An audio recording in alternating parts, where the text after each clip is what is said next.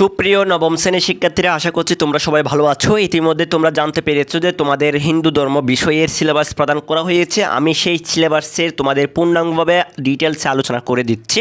তোমাদের হিন্দু ধর্ম বই থেকে মাত্র 3টি অধ্যায় সিলেক্ট করা হয়েছে। এই 3টি অধ্যায়ের শর্ট সিলেবাস দেওয়া হয়েছে।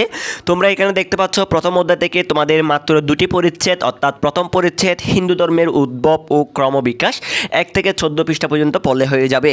এরপর দ্বিতীয় পরিচ্ছেদের জন্য তোমাদের রামায়ণের কথা 15 থেকে 24 পৃষ্ঠা পড়তে হবে। তোমরা এখানে দেখতে পাচ্ছ এই 1 থেকে 24 পৃষ্ঠা পর্যন্ত তোমাদের প্রথম অধ্যায় থেকে সিলেক্ট করা হয়েছে। তোমরা এগুলো মন দিয়ে বাসার মধ্যে পড়ে নিবে। এগুলোর উপর তোমাদের কী কী প্রশ্ন শিখতে হবে, সংক্ষিপ্ত প্রশ্ন কী কী শিখতে হবে, সবগুলো ভিডিও আমাদের এই চ্যানেলে আমি আপলোড করব। তোমরা আমাদের চ্যানেলটি সাবস্ক্রাইব করে রাখো, আমাদের সাথে থাকো। আমাদের সন্ধ্যা 6:30 যে ভিডিওগুলো আপলোড করি, আমি প্রতিদিন সন্ধ্যা 6:30 পর ভিডিও আপলোড করি। আমাদের সাথে চ্যানেলে থাকো, আমাদের ভিডিওগুলো তোমরা নিয়মিত দেখো। এরপরে দ্বিতীয় অধ্যায় থেকে তোমাদের 2টি পরিচ্ছেদ শিখতে হবে। একটি পরিচ্ছেদ হচ্ছে পূজা পার্বণ ও ধর্মাচার, আরেকটি পরিচ্ছেদ হচ্ছে হিন্দু ধর্মীয় স্থানসমূহ।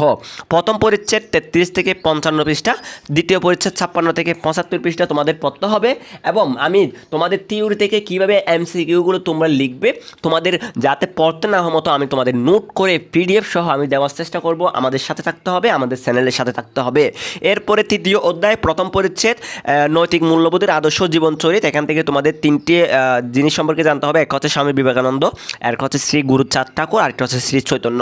76 থেকে 85 পৃষ্ঠা, 88 থেকে 91 পৃষ্ঠা, 95 থেকে 105 পৃষ্ঠা।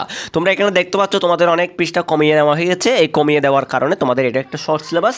এই শর্ট সিলেবাস থেকে তোমাদের পরীক্ষা নেওয়া হবে।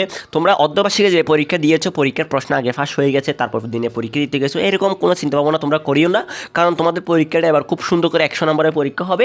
100 নম্বরের মধ্যে 30 নম্বর পরীক্ষা হবে তোমাদের এখানে দেওয়া আছে। দেখো 30 নম্বর পরীক্ষা হবে শিক্ষণকালীন, আর 70 নম্বর পরীক্ষা হবে সামষ্টিক। তার মানে তোমরা বুঝতে পারছো তোমাদের পরীক্ষার ধরনটা চেঞ্জ হতে চলেছে। আর কীভাবে কী পরীক্ষা আসবে তার জন্য আমি ভিডিও আপলোড ইতিমধ্যে তৈরি করেছি। আমার শুধু পালা হচ্ছে আপলোড দেওয়ার। তো আমাদের সাথে থাকো, আমাদের চ্যানেলের সাথে থাকো, আমাদের চ্যানেলে নোটিফিকেশন অন করে রাখো।